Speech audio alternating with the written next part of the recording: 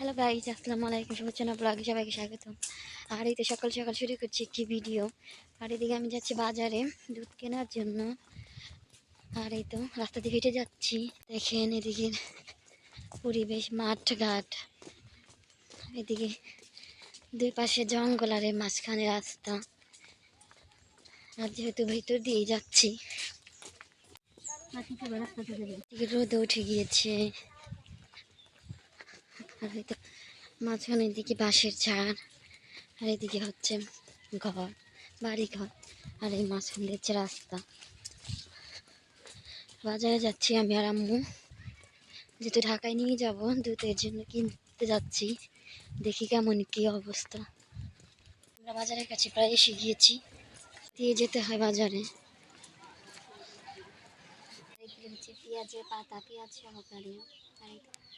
আর এই যে এটি হচ্ছে মটর কলের শাক, মটর কলের শাক, আর হচ্ছে পেঁয়াজের পাতা, পেঁয়াজ সহকারে। আর যে নতুন পেঁয়াজ যেটি তাই হচ্ছে আমরা বলি ফাইটার মাছ। আর এগুলো হচ্ছে যে রুই মাছ, আর এদিকে হচ্ছে ছোট মাছ কাটা হচ্ছে। দেখুন বিড়ালটাও মাছ কাটার মতো কেমন করছে। এইগুলোই বাজার টাজার করা হয়েছে।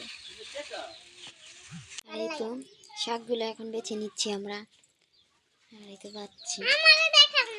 আর এই তো কুটু পাখিটা এই যে শাকগুলো বেছে নিচ্ছে। দাও। বিড়াল দুটো কি করছে এখানে? বিড়াল দুটো আর বিড়াল একসাথে। শাকগুলো বাছা শেষ, আর কত ময়লা দেখছে। জঙ্গল। এটা হচ্ছে কচুর মুখী। এই যে এগুলো আছে সেই কচুর মুখী। আর এগুলো বেটে নিয়ে সেদ্ধ করে বেটে নেওয়া হয়েছে। আর এদিকে পানি, গরম পানির মধ্যে ঢেলে দিচ্ছে। আর গরম পানির মধ্যে হলো আদা, রসুন, আর হচ্ছে কাঁচামরিচ থেতলিয়ে দিয়েছে।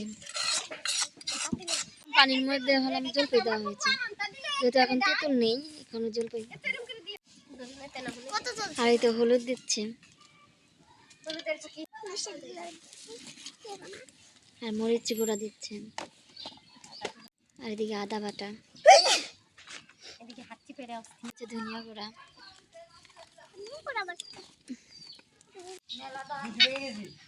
আর এদিকে লবণ।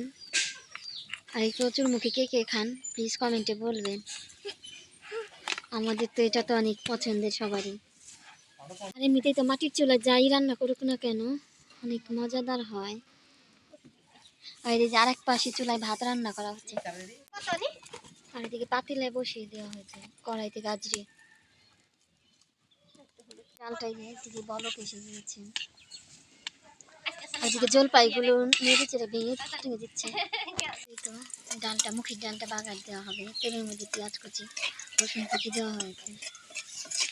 মাছটা লাল লাল হয়ে এসেছে। আর এই তো দেওয়া হলো,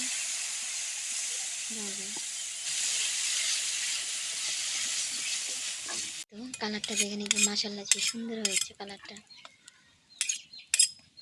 তো দেখুন